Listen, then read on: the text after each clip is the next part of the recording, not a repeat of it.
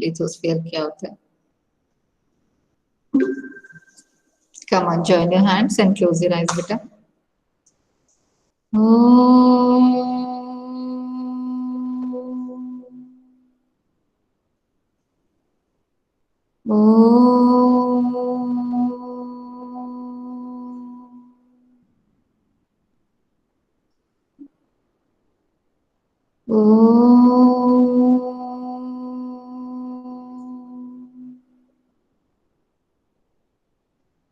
Sai Ram. Saira ma'am. Yes. Who will answer the question? What is lithosphere? Yes, sir. Okay. The solid portion of the earth is called lithosphere. Janvi? The land portion of the earth is called lithosphere that occupies 29% of Earth's surface. Yes, very good. Cherry? Land.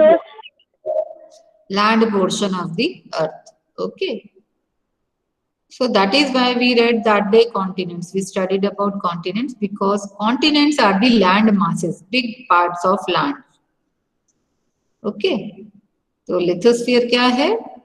भूमि के बड़े बड़े हिस्से, जमीन के बड़े बड़े हिस्से, और कैसी जमीन जो हार्ड है, जो सरफेस हमको दिखाई देता है, ठीक है। तो हमने उसको दो भागों में बांटा हुआ था, देखा था कि it is divided into two parts, continents as well as oceans. और ओशंस क्या है? पानी से रिलेटेड है, इसलिए इसको हाइड्रोस्फीयर मिल गया है। ओके, चलिए, I am sharing my screen now, PPT दिखा रही हूँ। Any other doubt related to that we have covered that day in your previous class?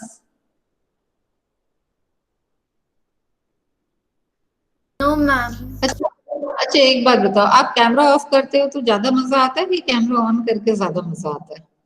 हम ऑन करके। तो फिर ऑफ क्यों रहता है? हाँ, गुड। देखो कितने अच्छे लग रहे हैं सबके सब। यस, है ना? मुझे पढ़ाने में अच्छा लगता है बच्चे मेरे सामने बैठे हुए हैं, आपको भी मुझे देखना अच्छा लगेगा। ठीक, चलिए मीटिंग स्टार्ट कर दिए। मैम। हाँ बेटा, यस चेरी। मैम इन सब थोड़ा रिक्वेस्ट क्या चेरी, कोई डाउट है?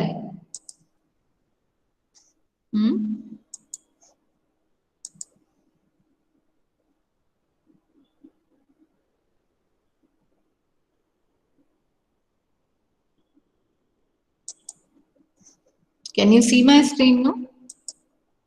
Yes, ma'am. Yes, ma'am.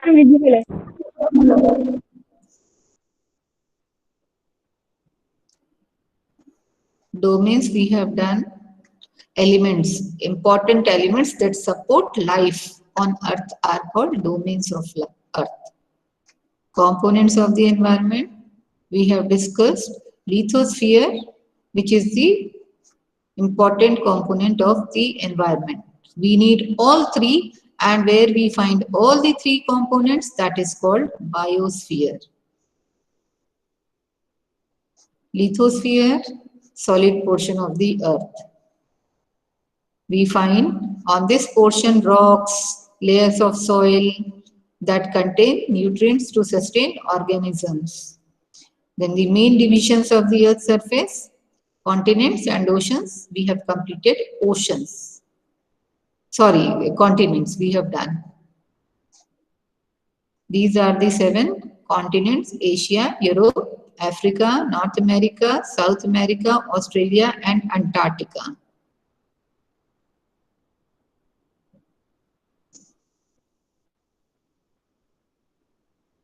Okay, this you have seen. What is this? Thin land portion. That, what is this? Land portion. Land portion? No, what is the name given to that part? Isthmus. This is isthmus. Isthmus. Okay. Yes, ma'am. बहुत पतली सी जमीन ma'am south America को जोड़ रही है। Ma'am Panama भी बोलते हैं ना मैम इसको? Panama is the name. Panama is the name. Isthmus of Panama. Okay. Now here also India and Sri Lanka they are ma'am joined पाक together. स्टेट, मैम हाँ, पाक state, So what is straight? Thin ma'am पाक state. water channel. Like ये land है ना पतला सा, यहाँ पे Yes. पतला सा channel है water का. So वो water का जो channel है जो एक दूसरे को जोड़ रहा है, that is called strait. And if you are having book in front of you, you can see a narrow passage of water that connects two land surfaces. On page number 33, you will find. देखो बहुत important है, आपको दिख रहा है India का map बना हुआ है, नॉर्थ अमेरिका साउथ अमेरिका भी बना हुआ है. यस मैम बना है। Okay, now you can C in the picture India, where you will find the India map, and in the bottom you can see Sri Lanka also. There is a Yes, very thin or very narrow passage of water connecting both the countries. Okay.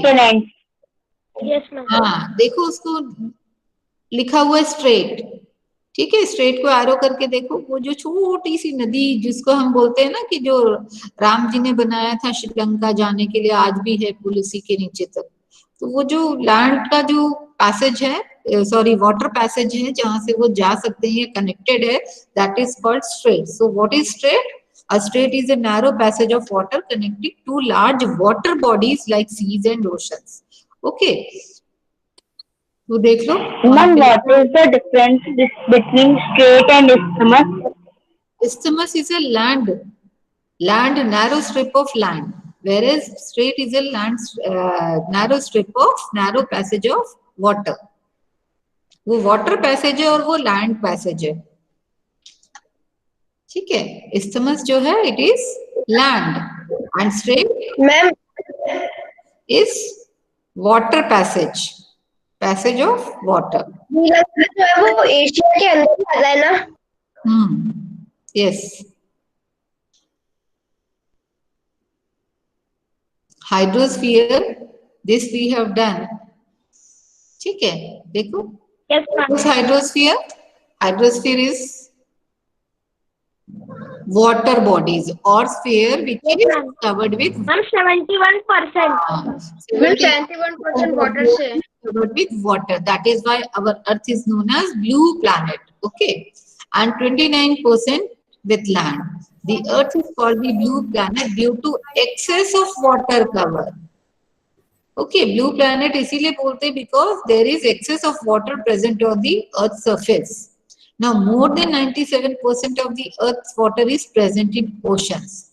We know that all the continents are surrounded by oceans. Okay, one or the other ocean. So 97% water किसमें है? Oceans में है.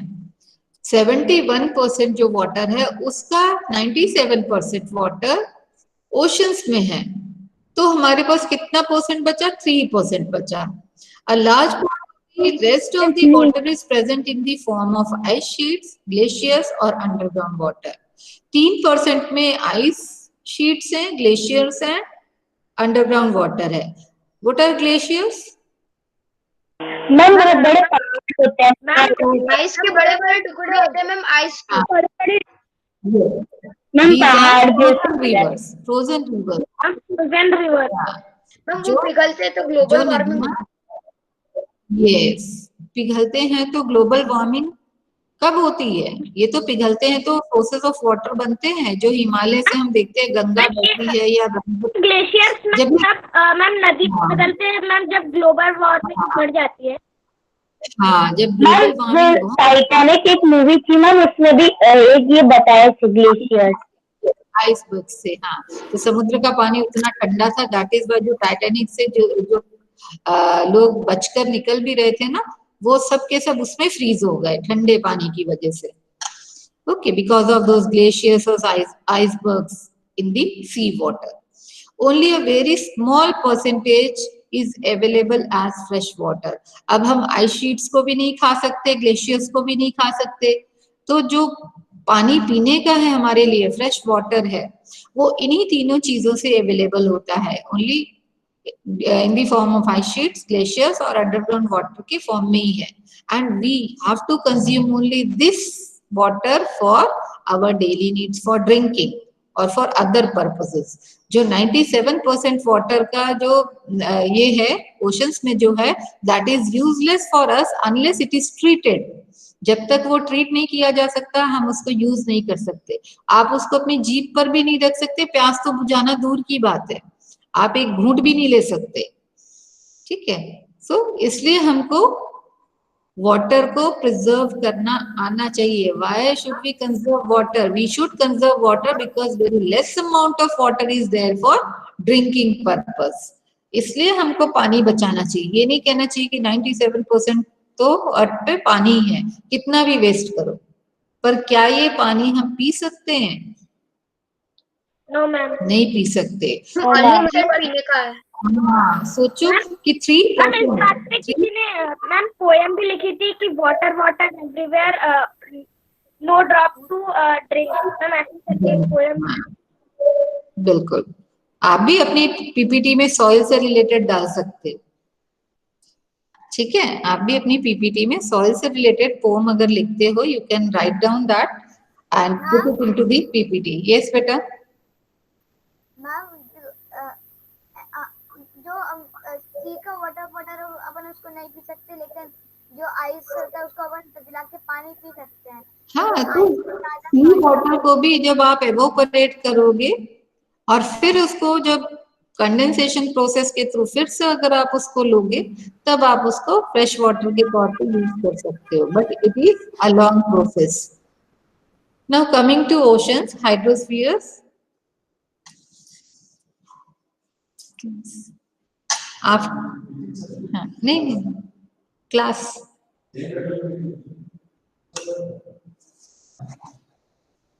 oceans are the main part of hydrosphere and all are interconnected. We know that oceans are all interconnected. Okay. So all are interconnected. Movements of ocean waters. Now we have seen oceans, we have seen seas also. Now there are few movements of ocean waters. Waves, आप सभी को पता है waves भी होती हैं, tides भी होती है और ओशन करेंट्स भी होते हैं। ये 3 मूवमेंट होते हैं ओशन वाटर के। ये आगे की क्लासेस में आपको इसके बारे में डिटेल में पढ़ने को मिलेगा। ओके, तो हमको बस इतना जानना है कि there are 3 movements of ocean water. First one is the waves, second one is the tides and the third one is the ocean currents. Now major oceans are, there are 4 major oceans. What are they? Ma'am 5। हाँ, 4। Ma'am book में 5 दिया है। 5 दिया हुआ है, sure? Ma'am एक southern ocean भी है कुछ में कोई। ओके, सदर्न ओशन मेरे ख्याल से इसी को बोला जाता है जो आपका है ना, 1 मिनट। मैम शायद आर्कटिक ओशन को ही बोलते हैं। उसको ही सदर्न ओशन बोलते हैं बेटा, ठीक है। मैम इंडियन ओशन भी है। हाँ, the Pacific ocean, the Atlantic ocean, the Indian ocean and the Arctic ocean. तो इसमें 2 अगर आपको याद है तो 2 आराम से याद हो सकते हैं। Pacific is the biggest one, largest one and the deepest one. Pacific ocean क्या है? The largest one of all the oceans, spread over 1/3 of the earth. ये सबसे बड़ा क्यों है? क्योंकि ये 1/3 पार्ट पे है। एंड मेरियाना ट्रेंच, एक अंदर जो सबसे डीपेस्ट पार्ट है अर्थ का, जिसका नाम है Mariana trench, that is located in the Pacific Ocean only. Okay, वो इसी पैसिफिक ओशन में है। So this is the quality और the feature of the Pacific Ocean. Ma'am weakest part क्या है? डीपेस्ट पार्ट मेरियाना ट्रेंच नाम दिया हुआ है। लाइक आपने देखा होगा ना, बरमूडा ट्रायंगल के बारे में बात करते हैं, ऐसे मेरियाना ट्रेंच जो है डीपेस्ट पार्ट है, उस ट्रेंच को नाम दिया गया। जैसे मतलब नीचे गड्ढा सा रहता है ना, ट्रेंच मतलब एवरेस्ट से भी मैम बड़ी मैम डीपेस्ट है मैम। अगर एवरेस्ट को उल्टा कर देंगे तो उससे भी बड़ा। सो तो माउंट एवरेस्ट अगर नीचे डुबा देंगे तो भी मैम बहुत सारी फिश खाई रहेगी। मैम एक दिन कौन बनेगा करोड़पति में आया था कि एक कोई लड़की थी वो गई थी मरियाना ट्रेंच पे। तो ये बहुत डीप है। So that is the deepest part of our earth that lies in the Pacific Ocean and its shape is almost circular. क्योंकि अगर आप पूरे मैप को ऐसे जोड़ोगे तो आप देखोगे कि पैसिफिक ओशन बहुत ज्यादा है, बहुत ज्यादा एरिया कवर करता है और इसका शेप सर्कुलर जैसा दिखता है। Coming to the Atlantic Ocean, it is the second largest ocean and its shape is S. It is indented. Dent किसे बोलते हैं पता है ना? गाड़ी में डेंट लग गया बोलते हैं, कभी सुना है? Yes ma'am. क्या होता है? No ma'am. मैम वो जब गाड़ी पे मैम खरोच वगैरह लग जाते हैं और मैम थोड़े से होल गड्ढे टाइप हो जाते हैं, आ जाता है। तो हम बोलते हैं डेंट। थोड़ा वो लगता है कि जोर देकर खरोच आ गए हो। हाँ, खरोंच आ गई या कुछ ऐसा हो गया है ना, तो उसको बोलते हैं डेंट आ गया। तो ये एस शेप का ओशन है, इंडेंटेड है एंड इरेगुलर कोस्टलाइन है। ये स्ट्रेट इसकी कोस्टलाइन जो है, इसका जो किनारा है बिल्कुल स्ट्रेट नहीं है, ऊपर नीचे ऊपर नीचे ऊपर नीचे है। ठीक है, ऊपर नीचे होने की वजह से क्या होता है कि दिखाती हूँ मैं, कहाँ है ये देखो, ये पैसिफिक ओशन है ये पूरा, और ये जब जोड़ देंगे आपको ग्लोब में दिखाई देगा कि ये और ये एक ही है, बट ये मैप में हमको आधा आधा इधर उधर दिखाना पड़ रहा है। ठीक है, अटलांटिक ओशन, अटलांटिक ओशन पढ़ रहे हैं ना हम? कौन सा ओशन पढ़ रहे हैं? Atlantic ocean. हाँ हाँ, ये है अटलांटिक ओशन, ये देखो ये है अटलांटिक ओशन। ठीक है, कैसा शेप है? एस शेप है, इसको एस शेप मान लिया। ठीक है, एस की तरह है। अब ये जो इसके शेप, ये कोस्ट लाइन है, ये इसको कोस्ट लाइन बोलते हैं, कोस्टल एरियाज जो हैं। ठीक है, ये कोस्ट लाइन है, ये इरेगुलर है। इरेगुलर होने का मतलब क्या है कि यहाँ पे शिप अपना स्टॉप कर सकते हैं, रुक सकते हैं। तो ये बहुत ही अच्छे हार्बर का काम करते हैं या पोर्ट्स का काम करते हैं। यहाँ पे अगर शिप डाल दी जाए तो शिप सेफ रहती है, उसके लिए अच्छा स्टेशन का काम करते हैं ये, और इजीली सामान को ऊपर से नीचे लाया ले जाया जा सकता है। मतलब एक अच्छी जगह है जहाँ पे शिप को अटकाया सकते हैं। सपोज यहाँ से शिप को यहाँ पे रख दिया गया तो शिप अपने आप यहाँ से बाहर निकल के नहीं आएगा, इस ओशन में नहीं आ पाएगा। तो इसलिए ये जगह ऐसी है जो शिप्स के लिए सेफ है और नेचुरल हार्बर का भी काम करती है, जो ऑलरेडी बने हुए हैं। हार्बर्स मतलब ऐसी प्लेस जहां शिप को स्टेशन किया जा सकता है, रोका जा सकता है, इसको रेस्ट दिया जा सकता है। ठीक है, और यहाँ पे बहुत सारे पोर्ट्स भी हैं which are very much useful for trading, जो ट्रेड के लिए बहुत यूजफुल होते हैं। ये देखो, ये जो गड्ढे जैसा दिखेगा ना, यहाँ पे शिप्स को आराम से रुकने के लिए जगह मिल जाती है। अगर ये स्ट्रेट होते तो ये नहीं रुक पाते, तो ऐसी जगह जो मिलेगी वहां पे शिप्स को इजीली हम रख सकते हैं, प्रॉब्लम नहीं होती है। हाँ मैम जो कंट्रीज मैम जिनके चारों तरफ मैम लैंड है वहां पे तो मैम शिप नहीं जा सकती ना? नहीं, लैंड्स में नहीं, लेकिन हाँ शिप्स कोस्ट में ही तो रुकेंगी। कोस्टल एरियाज जहाँ पे होंगे वही बॉर्डर्स में रुकते हैं बेटा, लेकिन वहां पे उनको जगह मिल जाती है। अगर ऐसा कर्व जो है, जो उसका एरिया है वो ऐसा हो जहाँ पे कि प्रॉपरली शिप को खड़ा किया जा सकता हो, रेस्ट करने के लिए कुछ टाइम रुक सकते हैं, उस एक स्टेशन के तौर पे बना सकते हैं, तो हमें प्रॉब्लम नहीं होती है। ठीक है, तो it provides, that is why it provides ideal location for natural harbors and ports. Ports का मतलब होता है जहां पे शिप, बंदरगाह जिसको आप हिंदी में बोलते हो, वहां पे सामान को लाया ले जाया जा सकता है, चढ़ाया जाता है और उतारा जाता है। जैसे हम देखते हैं कि बस स्टॉप्स होते हैं, ट्रेन स्टेशन होते हैं, सेम वे जो पोर्ट्स हैं वो शिप्स के स्टेशन होते हैं। और हार्बर्स क्या होते हैं? जहां पे उनको रोका जा सकता है, जहां उनके लिए रेस्ट के लिए रखा जाता है, उनको बांध दिया जाता है जिससे कि थोड़ी देर के लिए शिप को वहां पे आराम से प्रोटेक्ट किया जा सके। लाइक इन केस कभी जो ओशनिक वेव्स होती हैं या फिर साइक्लोन्स आते हैं, दैट टाइम जो ये शिप्स हैं वो हार्बर्स पे स्टे करती हैं। वो हार्बर्स में अगर हार्बर के पास होती हैं तो उनको नुकसान कम होता है। ठीक है, so this is the busiest ocean due to trade and commerce because it is of S shape and irregular coastline is there. It provides ideal location for natural harbors and ports.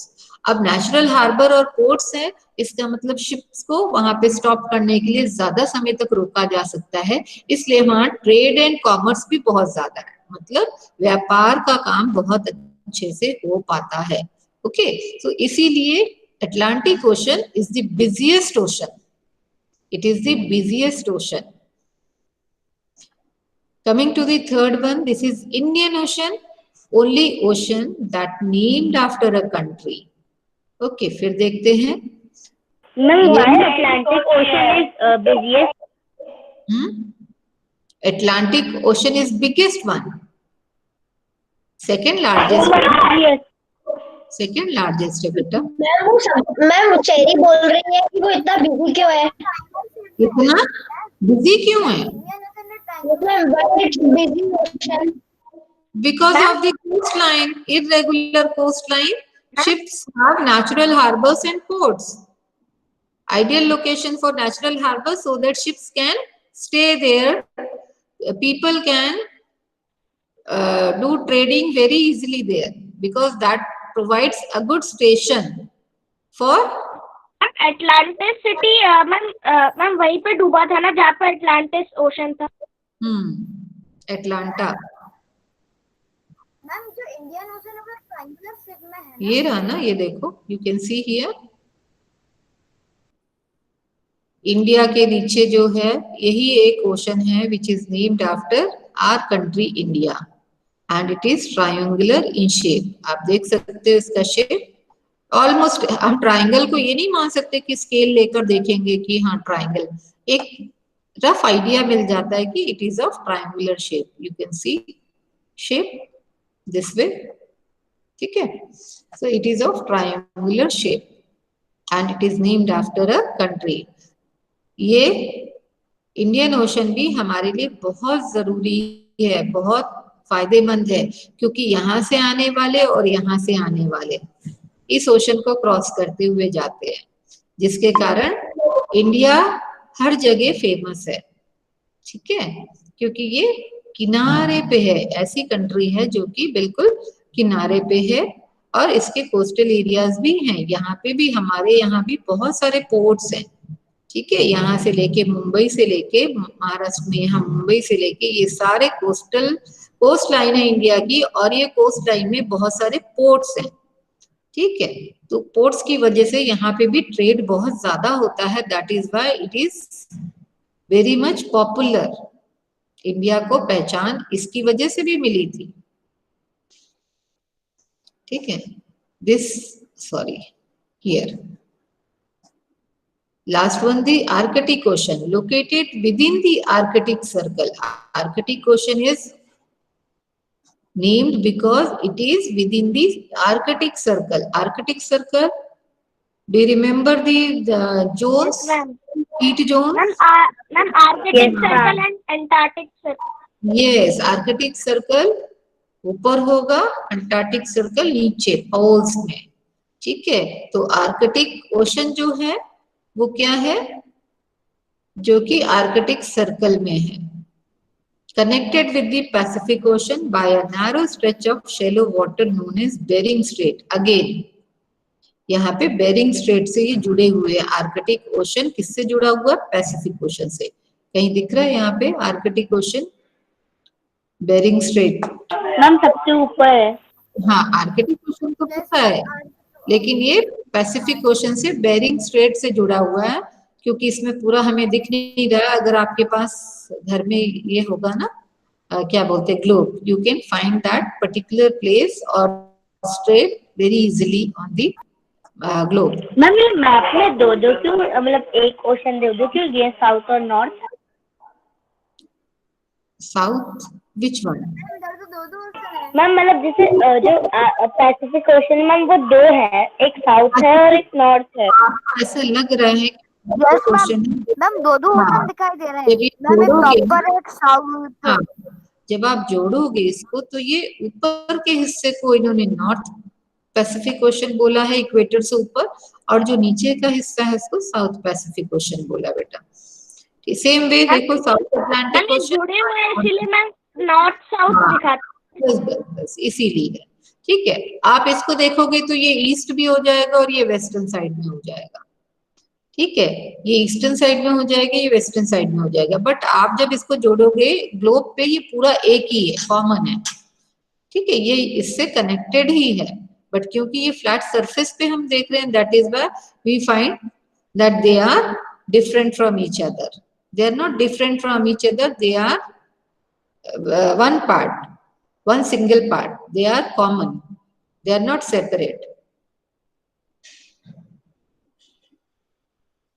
So it is located in Arctic Circle, connected with the Pacific Ocean by a narrow stretch of shallow water known as Bering Strait.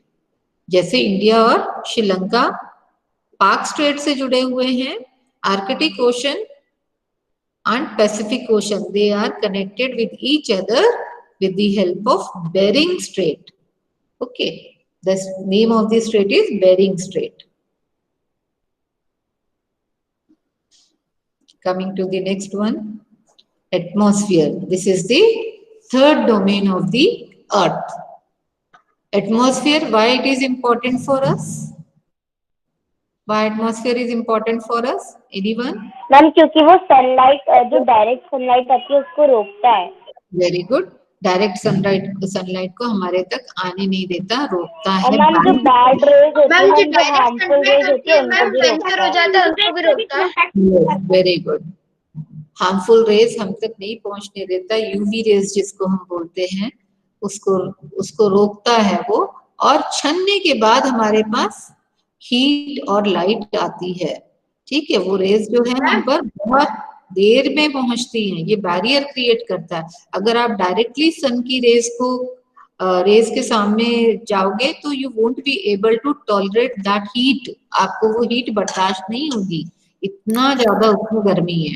Yes ma'am, ठीक है, ma'am breathe करने के लिए भी ma'am बहुत helpful है।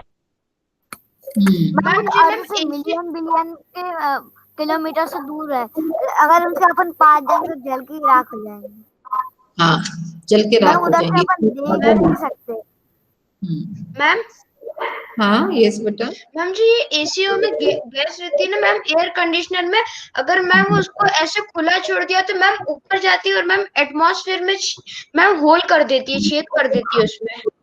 वो भी हार्मफुल ही रहती है जिसको हम यूज करते हैं।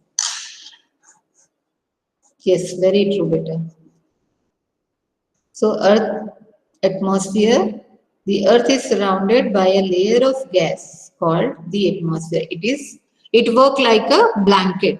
जैसे हमको सर्दी लगती है तो ब्लैंकेट ओढ़ के सर्दी को दूर कर देते हैं ना, वैसे ही ब्लैंकेट, इस एटमॉस्फेयर के ब्लैंकेट से अर्थ पर जो यूवी रेज आती है या हार्मफुल रेज होती हैं उनसे हम प्रोटेक्टेड होते हैं। This layer provides us with the air we breathe and protect us from the harmful rays of the sun. If atmosphere will not be there, we cannot breathe oxygen, we cannot get oxygen, plants will not survive, human beings will not survive, means no life will sustain on the earth. इसलिए atmosphere का होना बहुत जरूरी है। Atmosphere नहीं होगा तो हमें हवा नहीं मिलेगी, which is very much essential for our survival, जिसके बिना हम जी नहीं सकते, प्लांट्स जी नहीं सकते, ग्रो नहीं कर सकते, हमारी लाइफ सस्टेन नहीं कर सकती। So atmosphere is very much important for our life. Ma'am Yes. Ma'am जो अर्थ की मैम हवा रहती है मैम वो एटमॉस्फेयर के अंदर ही अंदर रहती है। हाँ, वो वही है, पूरा एटमॉस्फेयर ही है वो। ठीक है, yes ma'am. It extends up to height of 1600 kilometers. 1600 kilometres तक इसकी लेयर्स हैं। इसकी लेयर्स, एटमॉस्फेयर की लेयर्स कितनी है? 1600 किलोमीटर तक है, लेकिन इसकी हर लेयर में दूरी और कॉम्पोजिशन और टेम्परेचर में वेरिएशन है। ठीक है, क्यों कॉम्पोजिशन में वेरिएशन है? क्योंकि जैसे जैसे हम ऊपर जाते हैं जो एरिया है वो बढ़ता चला जाता है। एरिया बड़ा होने की वजह से जो एयर के मॉलिक्यूल्स हैं दैट स्प्रेड्स, वो स्प्रेड हो जाते हैं, और ये स्प्रेड हो जाने की वजह से ही दी mountaineers, those who used to climb mountains, they used to carry oxygen cylinders with them. इसी वजह से उनको Yes, ma'am. ऑक्सीजन सिलेंडर्स ऊपर लेके मैम एटमॉस्फेयर की वजह से मैम हमें वो स्काई ब्लू दिखता है ना। ठीक है, it is divided into 5 layers based on composition, temperature and other properties. Now what are these 5 layers?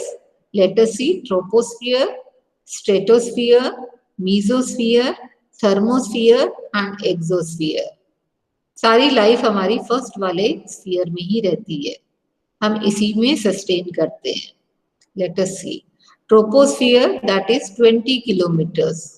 इतनी ऊपर तक जाते जाते हम देखते हैं कि जैसे जैसे हम बाहर जाते सर्कल बड़ा होता जाता है। ठीक है, सर्कल बड़ा होगा तो एयर के मॉलिक्यूल्स को ज्यादा जगह मिलेगी टू स्प्रेड, और इसलिए जो एयर मॉलिक्यूल्स हैं जब स्प्रेड हो जाते हैं, दूर दूर चले जाते हैं, तो ऑक्सीजन का कंटेंट जिसको हम इनहेल करके प्राप्त करते हैं that we can not get. ठीक है, तो हम जैसे जैसे बाहर की तरफ जाते हैं ऑक्सीजन की क्वांटिटी कम होती जाती है। क्यों कम हो जाती है? Because molecules of air they spread, वो फैल जाते हैं। ठीक है, चीज उतनी है, पर जैसे एक बड़े प्लेट में आप 2 चपाती रखोगे तो दूर दूर भी रख सकते हो, लेकिन आप कटोरी में रखोगे तो उसको फोल्ड करके ही रखना पड़ेगा। सेम वे जैसे जैसे नीचे आते हैं मॉलिक्यूल्स कॉम्पैक्ट होते जाते, पास आते जाते और ऊपर जाते जाते ये फैल जाते हैं। ठीक है, तो हमको ये ध्यान रखना है कि यहाँ पे जो हम हवा लेंगे, सांस लेते हैं, तो ऑक्सीजन का कंटेंट भी हमारे पास ज्यादा जाता है।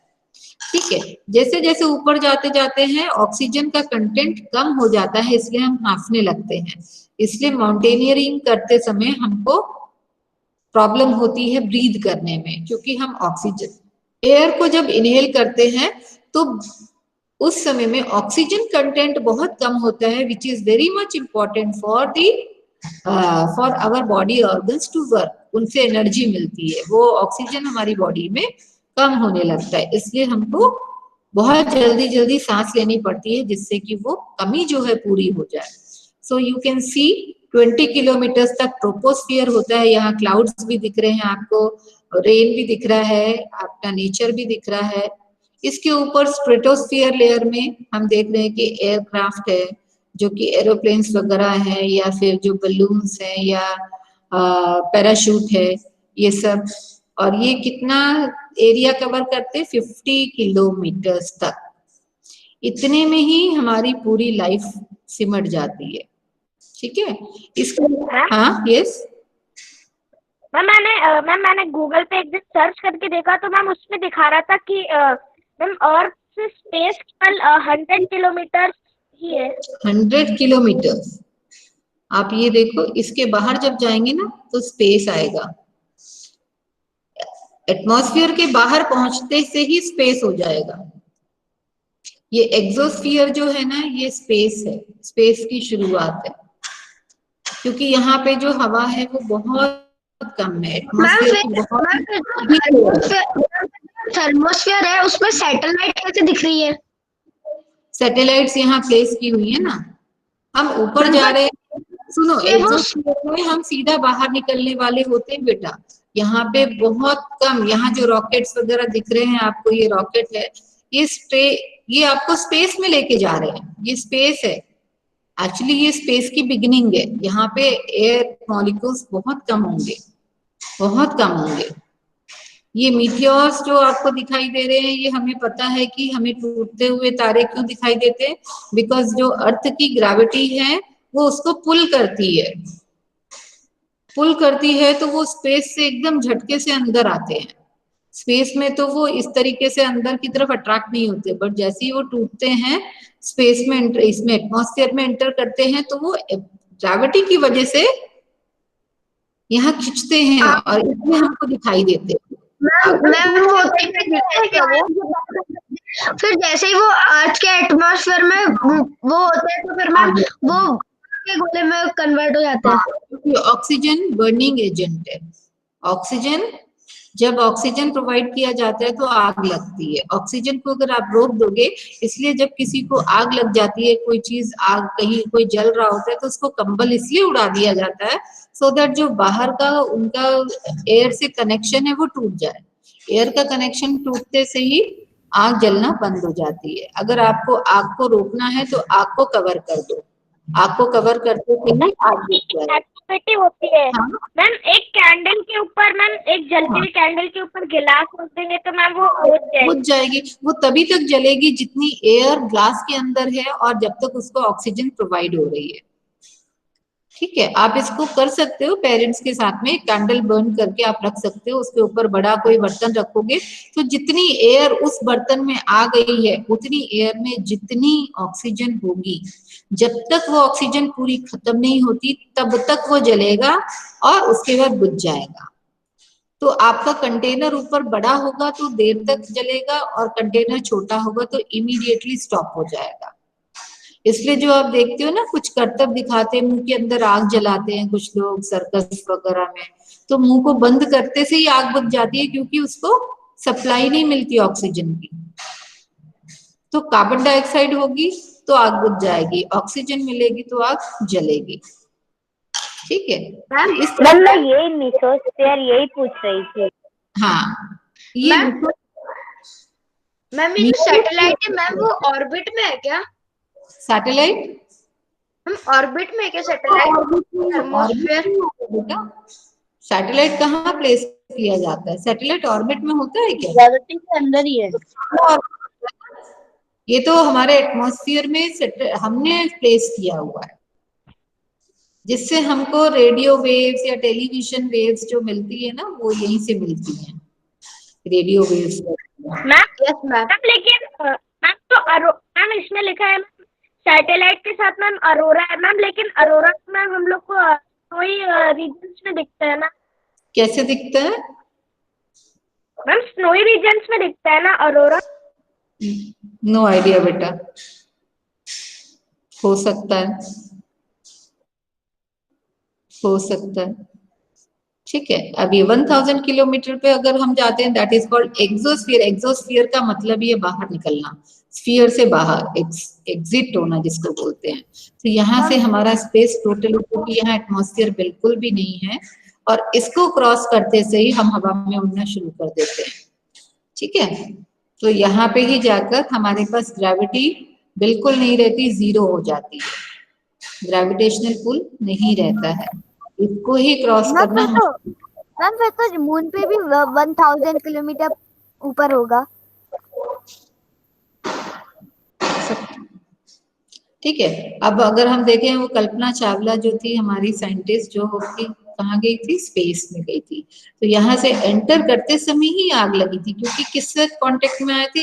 इसमें घुसना बहुत मुश्किल होता है बाहर से स्पेस में आना, क्योंकि यहाँ पे जितना लाइट रहता है यहाँ आते से ही वेट बढ़ जाता है, इस एरिया में आते से ही वेट बढ़ जाता है। एटमॉस्फेयर में जैसे ही एंट्री होती है किसी भी चीज की उसका वेट इंक्रीज हो जाता है, और यहाँ पे क्योंकि एटमॉस्फेयर नहीं है तो वेटलेसनेस फील होती है और इसलिए हर चीज हवा में उड़ती रहती है। मैम इसलिए जब मैम रॉकेट जैसी मैम मतलब ग्रेविटेशनल फोर्स के अंदर घुसता है तो मैम पहले स्पेस में सीधा उड़ता रहता है, फिर मैम जैसे मैम ग्रेविटेशनल फोर्स के अंदर जाता है मैम ग्रेविटेशनल फोर्स से एकदम से खींचता है तो मैम आग लग जाती है। हाँ, तो वहाँ ही केयरफुल रहना पड़ता है और वही सबसे डिफिकल्ट जोन है बोला जाए या एरिया है जहाँ पे एंट्री पॉइंट होती है हमारी। ठीक है, coming to the last one.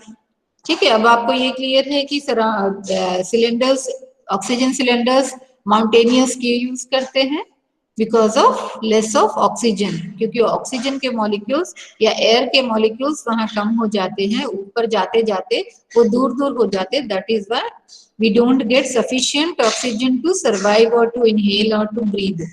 Okay, coming to the biosphere, which is called the domain of life. It is called the domain of life, क्योंकि इसके बिना सर्वाइवल नहीं है। आपको एटमॉस्फेयर अकेला मिलेगा तो भी प्रॉब्लम है, आपको हाइड्रोस्फीयर मिलेगा then also you will not able to survive, अगर आपको लिथोस्फीयर मिल जाएगा then also you won't be able to survive. So biosphere is the zone और the domain which is having all the three domains, land, water and air. So it is a narrow unique zone of contact between land, water and air. This is the sphere where we get land also, water also and air also, which are very much necessary or essential for our survival or for the survival of the living beings. कोई भी चीज इन तीनों के बिना survive नहीं कर सकती, उसको ये तीनों चाहिए। Life exist in this domain, that is why life का एग्जिस्टेंस कौन सी जोन में है? बायोस्फीयर में है। Organisms from microbes and bacteria to large mammals are found here. इसमें बायोस्फीयर एक ऐसी जगह है जहां ये तीनों मिल रहे हैं। सो दैट इज व्हाई माइक्रोब से लेके बैक्टीरिया से लेके बड़े जीव जंतु सब यहाँ मिलेंगे, बहुत छोटे से छोटा सटल चीज से लेके बड़ी चीज तक लेके, मतलब ऐसी चीजें, ऐसे माइक्रोब, ऐसे माइक्रो ऑर्गेनिजम्स भी यहाँ सस्टेन करते हैं, सरवाइव करते हैं, जो हमारी आंखों से दिखते भी नहीं है हमें। सो उतने छोटे से लेके बड़ी बड़ी चीजें, everything needs biosphere because all can survive in land, water and air. When these three are there in one part, one particular place, so you can see that all the things, all the living beings need land, water and air, and these three domains are important for survival of the living beings. That is why biosphere is called domain of life. Living organisms are linked with each other and with biosphere for survival. So we know that we people are interdependent. We depend on each other for our survival. Now you have read about food chain. Have you read about food chain? Food chain पता है आपको? Yes ma'am, एक बार पढ़ा था। Yes ma'am. पढ़ा था ना? जैसे सपोज हम प्लांट्स खाते हैं, लाइक कोई एनिमल प्लांट खाता है, फिर वो जो एनिमल प्लांट खा रहा है उसको कौन खाता है? हर्बीवोरस, कार्निवोरस, ओमिनिवोरस, पढ़ा है आपने? Ma'am carnivorous. प्लांट्स पे डिपेंड होता है हर्बीवोर्स, हर्बीवोरस पे कार्निवोर्स, कार्निवोर्स पे ओमिनिवोर्स। ओके, तो इस तरीके से ये जो चेन, फूड चेन जो चलती रहती है, उसके लिए बायोस्फीयर बहुत जरूरी है। तो ये फूड चेन यहीं पे हम देख सकते हैं। Living organisms are divided into two parts, that is the plant kingdom and the animal kingdom. ये लिविंग ऑर्गेनिजम्स कौन है जिनकी बात कर रहे हैं? प्लांट्स और एनिमल्स। एनिमल्स में ह्यूमन बींग्स भी हैं, ये मत सोचना कि ह्यूमन बींग्स का किंगडम अलग होगा। Yes ma'am. So we are also included in that. Now this is the picture of biosphere. All three are there. Birds are in the air. Birds को बैठने के लिए कहीं पेड़ तो चाहिए। पेड़ कहाँ पे होगा? लिथोस्फीयर में, लैंड पे। ठीक है, ऐसा तो नहीं है कि आसमान में उड़ते उड़ते सो जाएंगे, बैठ जाएंगे, घोंसले बना लेंगे। ठीक है, सी क्रीचर्स भी हैं, उनके लिए भी इस पानी को बहने के लिए भी लैंड की जरूरत है। लैंड में रहने के लिए भी हमें कहीं खड़ा होने के लिए, बैठने के लिए, उठने के लिए, चलने के लिए भी ये हार्ड सरफेस की जरूरत है। और सांस लेने के लिए हवा की जरूरत है। पानी पीने के लिए हमें नदी की जरूरत है। So all three are required for our survival. That is why biosphere is important. यहाँ आप देख सकते हो कि अकेला लिथोस्फीयर है तो ये हमारे काम का नहीं है। हाइड्रोस्फीयर है, it is not of our use. Atmosphere है, वो भी यूजफुल नहीं है। जहां पे ये तीनों मिल रहे हैं, that is the important portion where life exist. Now effect of domains on each other. ये डोमेन एक दूसरे को अफेक्ट करती रहती है। अगर हमने एटमॉस्फेयर में कुछ प्रॉब्लम क्रिएट की तो बाकी की सारी डोमेन्स अफेक्टेड होंगी। ठीक है, और अगर हमने सपोज हमने एटमॉस्फेयर को छोड़ दिया, हमने सोचा हम लिथोस्फीयर में कुछ करेंगे तो एटमॉस्फेयर और हाइड्रोस्फीयर सेफ होगा। No, it will not. ठीक है, तो हम देख सकते हैं like if we are cutting down the trees, if we are clearing the land, cutting the forest for cultivation purpose, तो क्या होगा, फास्ट रिमूवल ऑफ सॉइल, ऊपर की सारी लेयर हट जाएगी और ये लैंड कैसा बन जाएगा, बैरन लैंड, बंजर जमीन बन जाएगा। And after sometimes it will definitely convert into desert area, वो डेजर्ट बन जाएगा, प्लांटेशन जीरो हो जाएगा वहां का, क्योंकि वहां पे जो अपर लेयर है सॉइल की वो हट गई है, वो क्या हो गई है, जा चुकी है, बह चुकी है, उड़ चुकी है, उसका बहना या हटना चालू है। क्यों है, because there are no plants whose roots used to bind the और होल्ड द सॉइल, तो वो सॉइल बह जाती है पानी से या उड़ जाती है तेज हवा से। ये भी सारी चीजें जो हैं हम देखते हैं हमारी डिस्टरबेंस होती है अगर हम नेचर से छेड़छाड़ करते हैं किसी भी डोमेन में, तो अर्थक्वेक्स आते हैं, साइक्लोन्स आते हैं, और डिस्टरबेंस कैसे करते हैं, बहुत सारे रीजन है डिस्टरबेंस करने के, और बहुत सारी चीजें हैं डिस्टर्ब करने के लिए। तो एक हमने देखा cutting of forest, we are disturbing the nature. दूसरी चीज देखी कि जो गंदा पानी है हम वाटर सोर्सेज में डायरेक्टली डाल देते हैं विदाउट एनी ट्रीटमेंट, जिससे कि जो जल के जीव हैं, जो वाटर एनिमल्स हैं, दे गेट अफेक्टेड, वो अफेक्टेड होते हैं। Even that water can not be used by us to drink या अदर पर्पस। इससे फैक्ट्री वालों ने तो यहाँ डाल दिया कि हमने तो काम कर लिया हमारा, किसी को क्या पता चलेगा, बट ये पूरा का पूरा पानी जो है ऐसा हो जाएगा जिसमें कोई भी कीड़ा मकोड़ा भी जिंदा नहीं रह सकता, ठीक है, इतना गंदा हो जाता है, तो सर्वाइवल मुश्किल हो जाता है। अगर हम ऐसे डिस्टर्ब करते हैं नेचर को तो हम ये सारे इफेक्ट देखते हैं, ऐसे अफेक्टेड होते हैं। फिर हम ही लोग अपनी लाइफ से स्ट्रगल करते हैं जिंदा रहने के लिए, क्योंकि हमने ही इसको बिगाड़ा है, तो बनाना भी हमारा ही काम है, बट हमने इसको इतनी धीरे बिगाड़ा है कि हमें पता भी नहीं चला है। उतना ही टाइम इसको बनाने में भी लगेगा, it will take that much time only. अगर हमने 100 साल बिगाड़ने में लगाए हैं तो करीब 200 साल या 300 साल में जाके ये उसी स्टेज पे पहुंचेगा।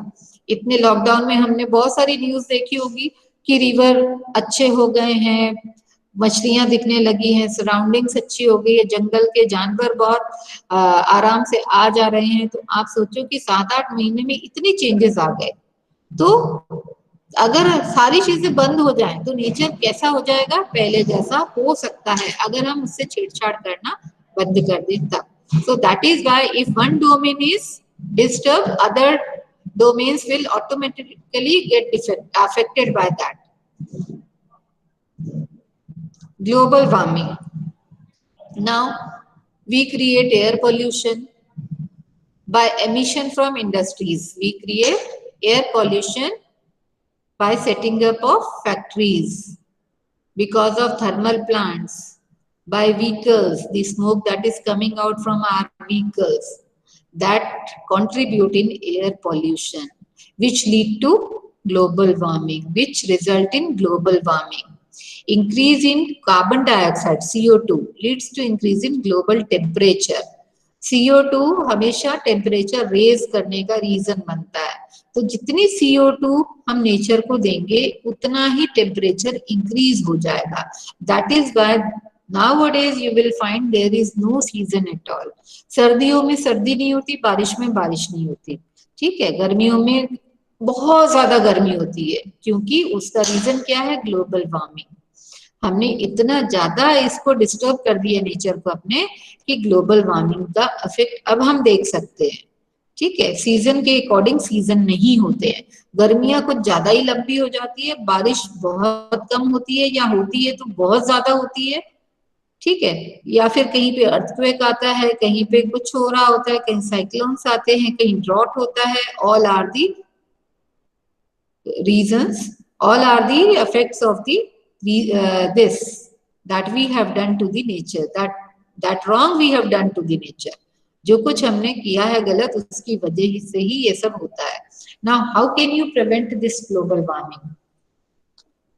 जो हमने किया है उसको रोक सकते हैं। कैसे रोकेंगे?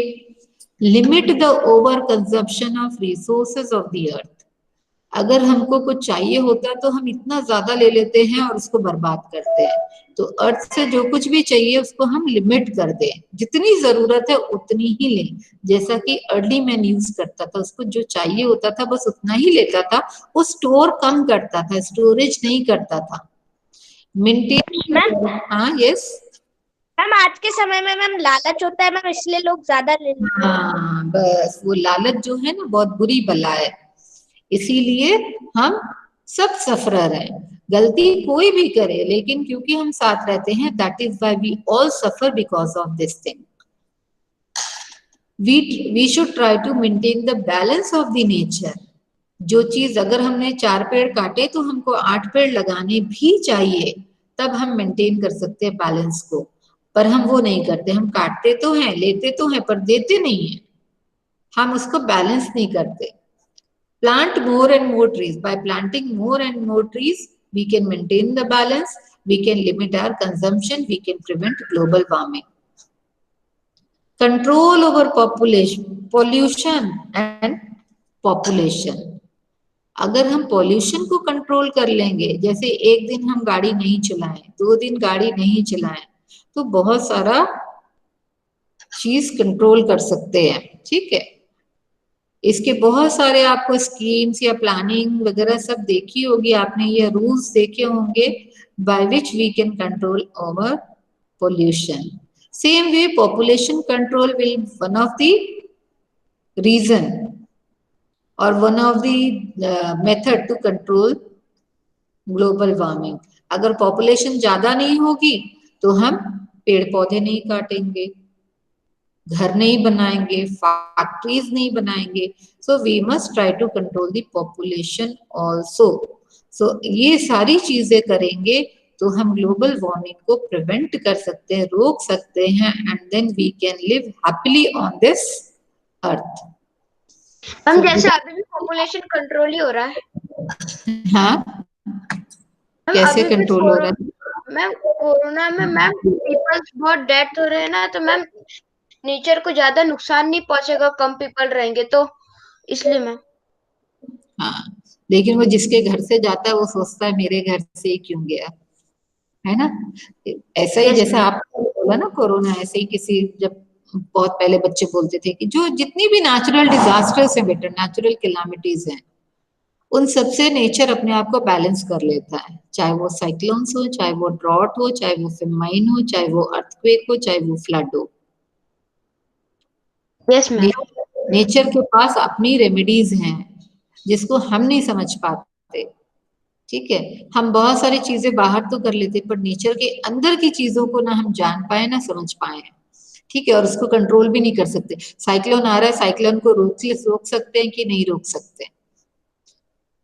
उसको रोका नहीं नो जा मैम, नहीं रोक सकते। हाँ, तो वो तो डेथ या कैजुअलिटी हम सिर्फ बचाने की अपने आप को कोशिश कर सकते हैं, but we can not control cyclone, we can not control earthquake, we can not control all other things, famine and drought and all.